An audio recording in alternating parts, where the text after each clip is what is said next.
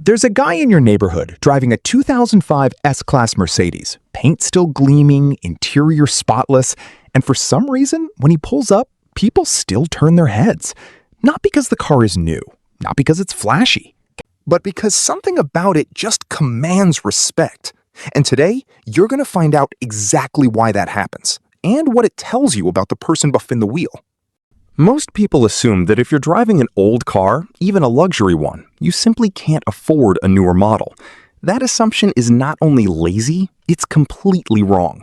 And the moment you understand the real psychology at play here, you will never look at an old luxury car the same way again. Let's start with something that most people completely miss. There is a huge difference between someone who drives an old Toyota Corolla and someone who drives an old Jaguar XJ.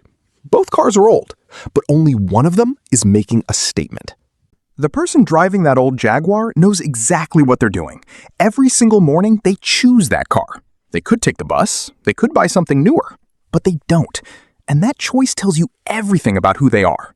The first thing you need to understand is that humans are wired to signal status. It's not vanity, it's survival instinct going back thousands of years. In ancient tribes, status meant access to food, protection, and mates. Today, your car is one of the loudest status signals you send to the world without saying a single word. But here's what's fascinating. Not everyone signals status the same way. Some people buy brand new cars the second they can afford them. Others hold on to an old luxury vehicle with quiet confidence. And the difference between those two types of people goes much deeper than you think. People who deliberately choose to keep driving an old luxury car tend to score very high in what psychologists call internal locus of control. That basically means they don't need the world's approval to feel good about themselves. While someone buying a shiny new car might be chasing the feeling of being seen and validated, the old luxury car driver already has that validation from within. They're not trying to prove anything to you. That alone makes them psychologically different from most people around them. Now, think about someone you know who drives an older BMW 7 Series or an aged Lexus LS. Chances are, when you picture them, words like calm, deliberate, and unbothered come to mind. That's not a coincidence. These drivers have consciously disconnected their self-worth from what other people think of them, and that is genuinely rare. Most of us are constantly adjusting our behavior based on how we imagine others see us. These people stopped doing that a long time ago. There's another layer here that almost nobody talks about.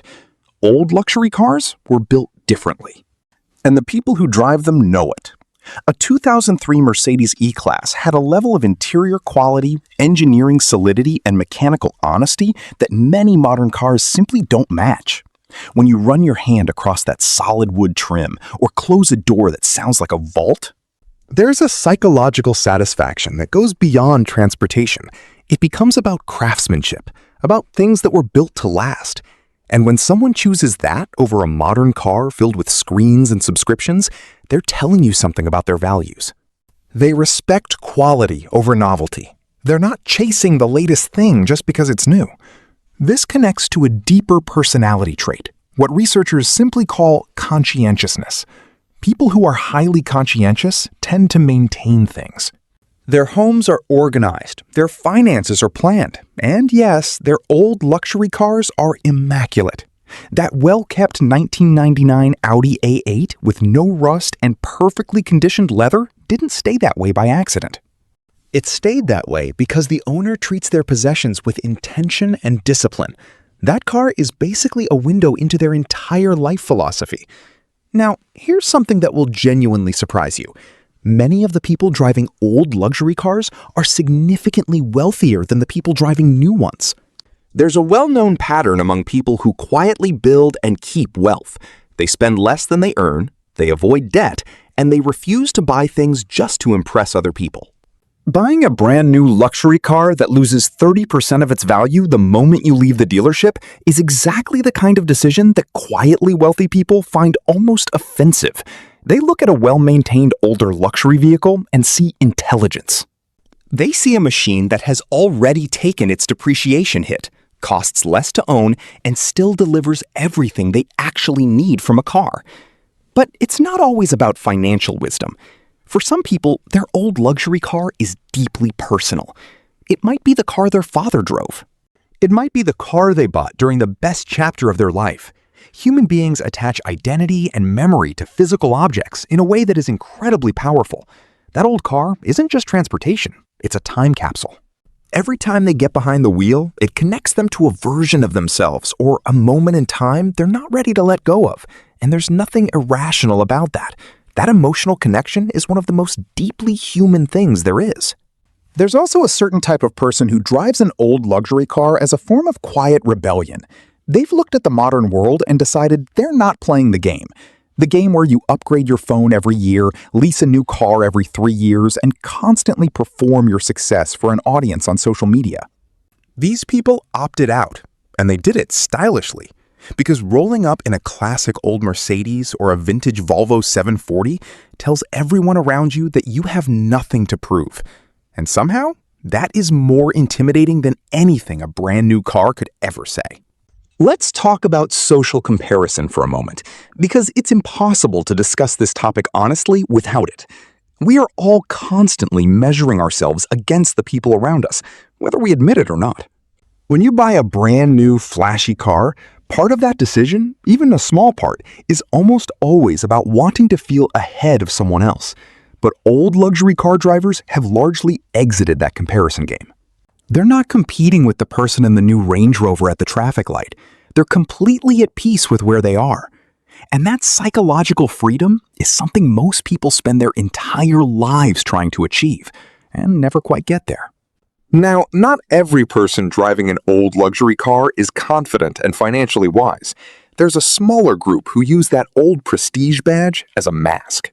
Someone who can't afford a new luxury car but still needs to feel elevated might hold on to an aging BMW with peeling trim and a check engine light, convincing themselves, and trying to convince everyone else, that they're still in that upper bracket. This is actually a textbook case of what psychologists call status maintenance behavior.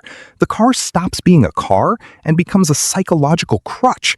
The badge says luxury. The reality says otherwise. But the need to belong to a certain social category is so strong that they'll sacrifice practicality and common sense just to hold on to that identity.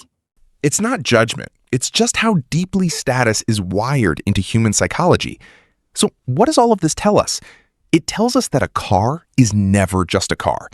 Every choice you make about what you drive, how you maintain it, and how long you keep it is broadcasting something about your psychology to the entire world.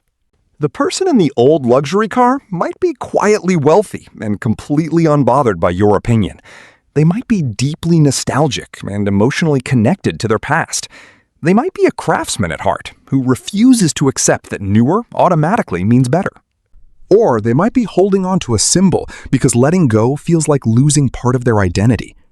But here's the one thing that almost all of them share. They made a conscious choice. They looked at the noise of the modern world telling them to upgrade, to keep up, to perform, and they said no. And that quiet, deliberate refusal to follow the herd might just be the most psychologically powerful thing any of us can do. The real question isn't why they're still driving that old car. The real question is, why does it bother you so much that they are?